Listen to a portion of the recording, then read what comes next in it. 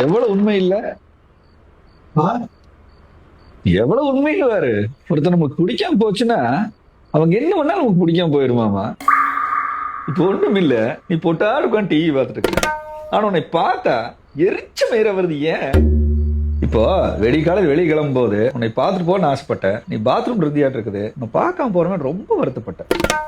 ஆனா பாரு, சிங்கநல்லூர், காலப்பட்டி, தொண்டாமுத்தூர் கட்டி சுத்திட்டு வந்தாச்சு. வெட்டி அழைச்சல்த ஒரு வேலையும் ரூப் இல்ல. ஆனாலும் எந்த டென்ஷனும் இல்லாம ரிலாக்ஸா வீட்டுக்குள்ள வந்த. வீட்டுக்குள்ள வந்துன்ற உடனே தான் பார்த்தேன் மண்ட விண்ண நேருது. பிபி ரைஸ் ஆகி பெயின் ஷூட் அப் ஆகுது. என்ன பண்றது? கம்பெனி வேலைக்கு போறானுங்கெல்லாம் காலையில 10 மணி 11 மணி அவனவன் ஜவரீத்துக்கு போறானுங்க. ஆனா நீயே தான் 5 மணிக்கெல்லாம் எந்திரிச்சிடுற. சூப்பர்ரா, கிரேட்.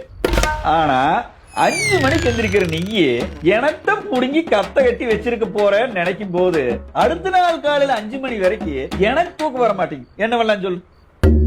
மாசம் பிறந்தா உன்ற சம்பளம் இருந்தா ஹெல்ப்ஃபுல்லா இருக்குன்னு நான் நினைப்பேன். ஆனா நம்ம வயனை நாமளே நச்சு பண்ணக்கூடாதுன்னு அதுவும் ஒரு யோசனை இருக்குது. ஆனா எப்ப வேலைக்கு போய் கொடுப்பேன்னு எனக்கு நல்லா தெரியும். என்ன இருப்பது? இப்போ வேலைக்கு போகணும்டா டிகிரி முடிக்கோடுவே. டிகிரி முடிக்கிறது இந்த சிட்டச்சோலியா?